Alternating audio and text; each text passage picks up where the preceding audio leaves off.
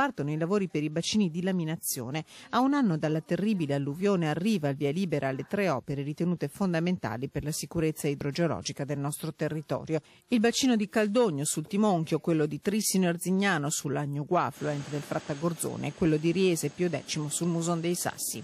Opere già finanziate che la Regione si impegna a realizzare nel giro di 3 anni, una delle quali già disponibile in caso di emergenza.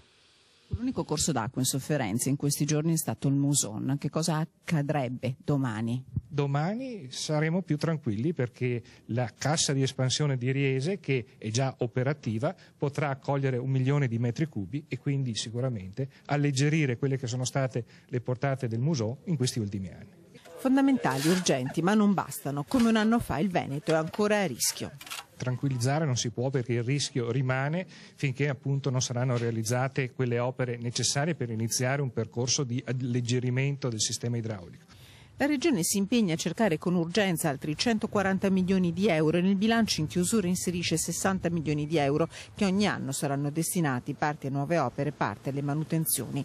Un anno di lavoro incessante per tutti gli enti preposti. Sul fronte rimborsi il commissario precisa che certe ormai sono le cifre che saranno rimborsate solo a fronte della presentazione di tutte le pezze giustificative, fino al 75% dei danni subiti per un massimo di 30.000 euro nel caso dei privati, e i comitati specifica. I comitati credo che debbano avere anche i sindaci come punti di riferimento perché sono loro i rappresentanti di tutta la collettività, quindi anche dei comitati.